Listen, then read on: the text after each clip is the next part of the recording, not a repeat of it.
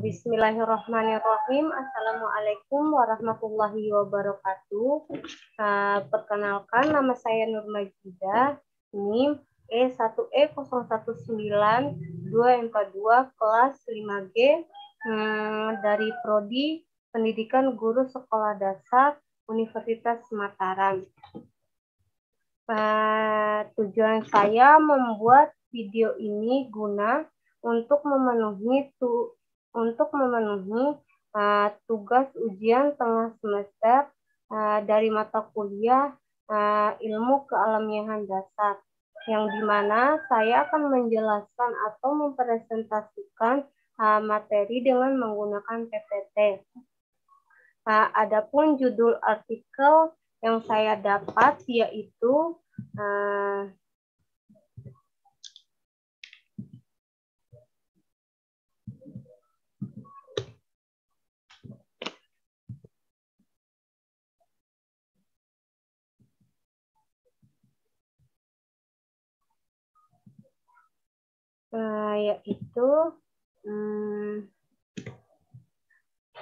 evaluasi sumber daya dan cadangan bahan galian untuk pertambangan skala kecil di Kabupaten Bima, Nusa Tenggara Barat.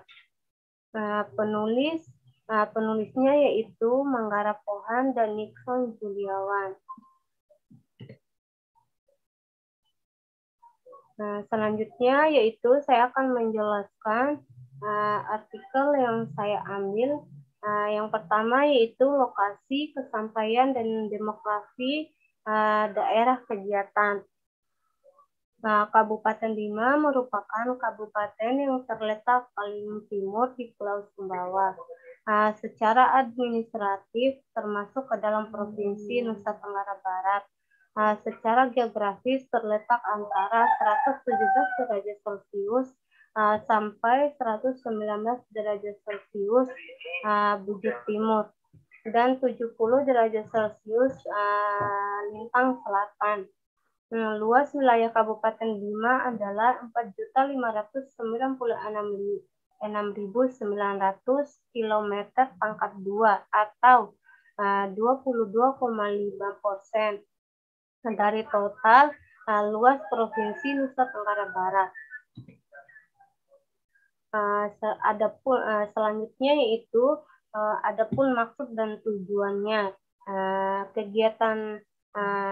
Kegiatan ini dimaksudkan untuk mengevaluasi daerah-daerah mineralisasi menyangkut sumber daya dan cadangan tipe N8, infrastruktur, tata guna lahan, demografi, dan aspek-aspek yang berhubungan dengan pertambangan untuk kemungkinan pengembangannya ke arah pertambangan skala kecil.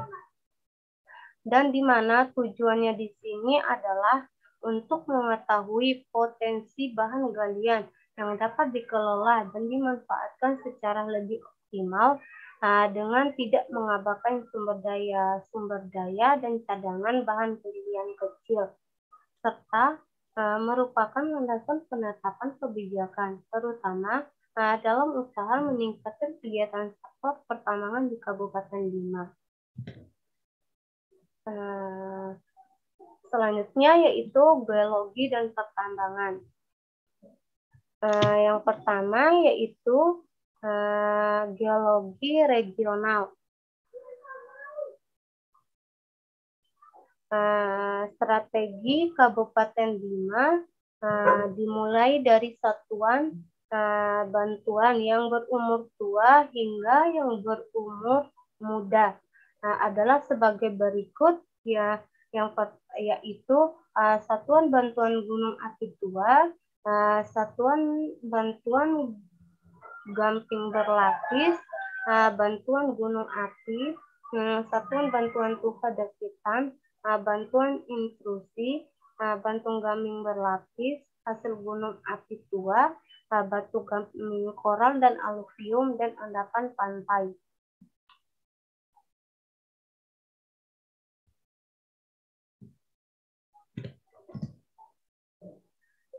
Selanjutnya yaitu geologi daerah Sape Geologi daerah Pesa dan Sape. Morfologi daerah Sape termasuk dalam satuan morfologi perbukitan bergelombang dengan lereng curam dengan lembah-lembah sungai yang berbentuk V. Daerah ini sebagian besar ditutupi oleh satuan bantuan gunung api tua terdiri dari lava dan bereaksi berkomposisi andesit dan basalt. Mengandung sisipan tufa bersifat andesit dan batu gamping hamlut. Dan hasil gunung api tua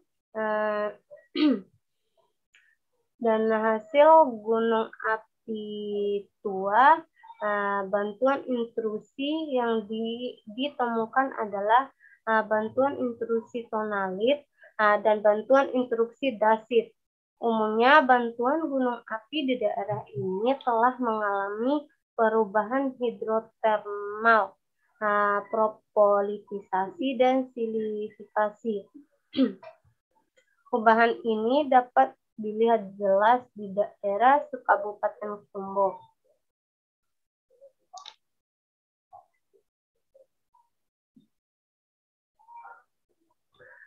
Daerah Sape belum pernah diselidiki secara detail. Daerah ini dibentuk oleh satuan morfologi perbukitan bergelombang dengan lereng bukit relatif landai. Dan secara regional daerah ini ditutupi oleh satuan aluvial. Dan bantung gamping berlapis. Bantuan intrusi terdapat di sebelah barat daya berupa bantuan intrusi dasi.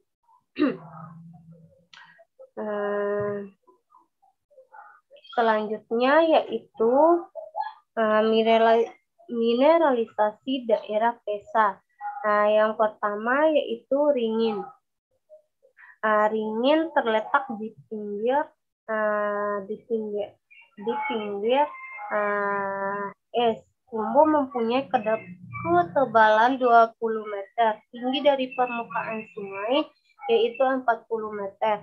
Arah neon 200 derajat Celcius dengan kemiringan 70 derajat Celcius. Pada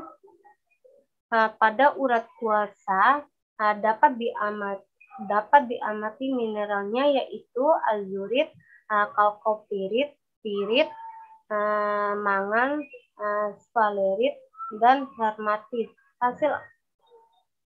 Dan yang kedua yaitu jambu air.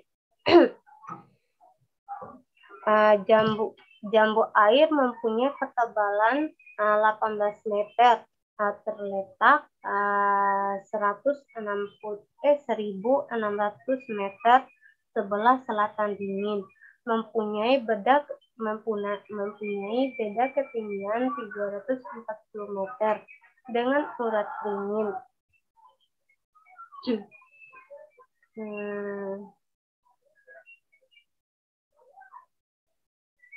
Arah neon 20 derajat Celcius dengan kemiringan 70 derajat Celcius. Mineral yang dapat diamati yaitu azurit, kalkopirit, pirit, mangan, sphalerit, dan hematit. Dan yang ketiga yaitu sori menono. Urat ini terletak pada lereng bukit yang dengan ketinggian 160 meter dari es. Pesa mempunyai ketebalan 8 meter dengan arah neon 20 derajat Celcius. Kristal kuarsa berkembang baik berukuran besar. Mineral yang dapat diamati antara lain yaitu azurit, malakit, mangan, pirit, kalkopirit, oksida besi. Dan yang keempat yaitu muara sori menono. Urat kuarsa terletak di pinggir es. Di pinggir es Pesa lebar 6 meter dan arah neon 20 derajat Celcius. Tekstur kuarsa dapat diamati berupa erustiform, banded, open puff, tidak teratur, kristal kuarsa berkembang baik dan ukuran besar. Mineral yang dapat diamati secara mikroskopis adalah azurit, malakit, mangan, pirit, kalkopirit, dan oksida besi. Dan yang terakhir yaitu di daerah Soridali telah dilakukan penggalian oleh pendatang atau suku Bugis dengan melibatkan beberapa penduduk setempat. Penggalian dilakukan pada tufa terkersikan dengan pirit tersebar mencapai kedalaman 20 meter. Selanjutnya yaitu sumber daya galian. Hasil analisis memperlihatkan dari 4 daerah kajian di daerah Pesa, hanya urat tinggi dan jambu air menunjukkan hasil yang cukup baik untuk bahan galian emas.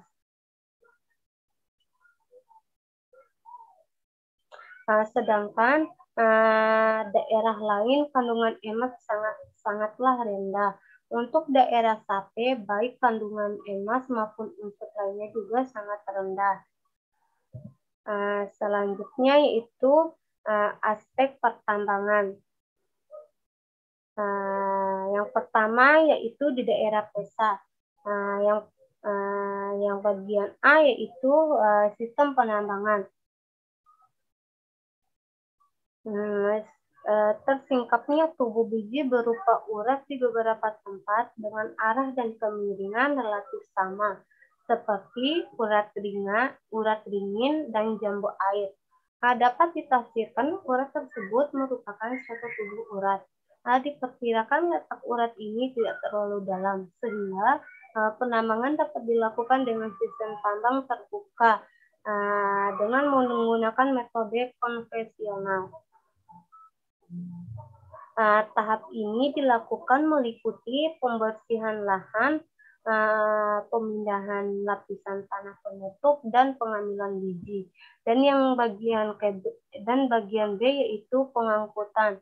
Pengangkutan biji dari lokasi penambangan ke lokasi pengolahan tidak ada kendala apabila pengolahan dilakukan di pinggir sungai.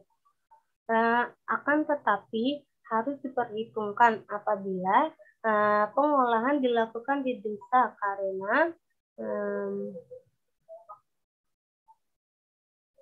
karena beda ketinggian dari sungai ke desa yaitu 200 meter, jarak 2 km, dan kemiringan terjal. Dan yang terakhir atau bagian C yaitu pengolahan. Penanganan tailing dan lingkungan mineralisasi utama di daerah Pesa umumnya terletak di aliran es Kumbo yang bermuara ke es Pesa atau es Lampe. Nama lain untuk es Pesa di daerah hilir. Aliran es Pesa atau es Lampe mengalir ke arah utara, melewati persawahan, perkampungan, dan kota Bima sebelum bermuara di Teluk Bima. Umumnya di daerah hulu pada bantaran sungai yang relatif datar digunakan oleh penduduk untuk bertanam padi, kacang, jagung, saturan, dan pohon kelapa. Penduduk setempat terutama di daerah hilir juga menggunakan air sungai untuk keperluan sehari-hari dan mencari ikan. Oleh karena itu, penggalian, pengolahan, dan penanganan tailing apabila dilakukan penambangan harus benar-benar dikaji dan diteliti dampaknya terhadap lingkungan, terutama kualitas air sungai. Apabila tidak ditangani dengan benar, dampak pencemaran ini juga dapat mempengaruhi kualitas air laut di daerah Teluk Bima dan dampaknya mempengaruhi kehidupan biota laut. Dan selanjutnya yaitu di daerah Sape. Yang pertama yaitu sistem penambangan. Penambangan dapat dilakukan dengan sistem tambang terbuka dengan menggunakan metode konvensional. Tahap yang dilakukan meliputi pembersihan lahan, pemindahan lapisan tanah penutup, dan pengambilan biji. Dan yang bagian B yaitu pengangkutan biji dari lokasi tambang. Tidak ada kendala yang berarti, walaupun pengolahan dilakukan di dekat tambang maupun di salah satu desa terdekat. Karena lokasi urat pinggir di jalan aspal yang menghubungi dua desa dan berjarak 2 meter dari pantai. Dan yang terakhir yaitu pengolahan. Penanganan tailing dan lingkungan. Lokasi urat ini jauh dari permukiman dan terletak di daerah padang rumput dengan pohon asam yang tumbuh secara tidak beraturan. Daerah ini bila musim hujan dijadikan tempat mengembala ternak oleh penduduk setempat. Di mana setiap pemilik mempunyai wilayah tersendiri apabila musim kemarau merupakan daerah gersang. Air sulit diperoleh di musim kemarau dan tidak dialiri aliran sungai, sehingga merupakan kendala dalam pengolahan nantinya.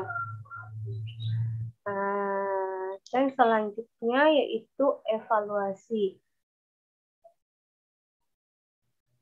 Secara ekonomi, sektor pertanian merupakan sektor yang paling terbesar dari seluruh sektor ekonomi. Dengan sektor pertanian, tanaman pangan merupakan sektor dominan di Kabupaten Bima. Dapat disimpulkan dari penjelasan saya dari mulai di atas sampai terakhir, yaitu ilmu pengetahuan adalah usaha yang bersifat multidimensional, sehingga dapat didefinisikan dalam berbagai cara dan tidak baku. Walau demikian, ilmu pengetahuan perlu dilihat sebagai suatu dasar atau basic proses berpikir manusia dalam melaksanakan berbagai penelitian. Untuk itu, ilmu pengetahuan dapat dihubungkan dengan metode dan proses penelitian tersebut. Relevansi penelitian dengan ilmu pengetahuan berkembang dari upaya manusia mencari jawaban atas berbagai pertanyaan seperti ini apa, itu apa, mengapa begini, mengapa begitu, dan selanjutnya dikembangkan menjadi pertanyaan bagaimana hal itu terjadi serta bagaimana memecahkannya. Dengan dorongan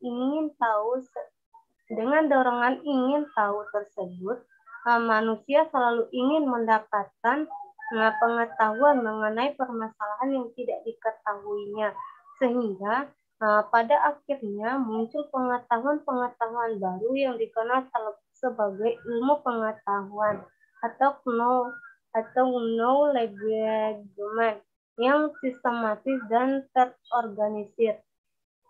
Dengan menggunakan akal dan pikiran yang reflektif, manusia merasa mampu memecahkan masalah yang dihadapi.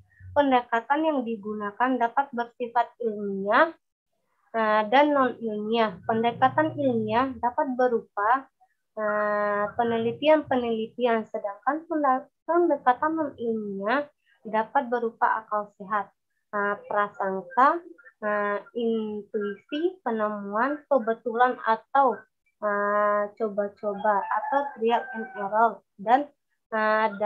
dan mendapatkan otoritas ilmiah atau pikiran kritis. Penelitian merupakan proses, sedangkan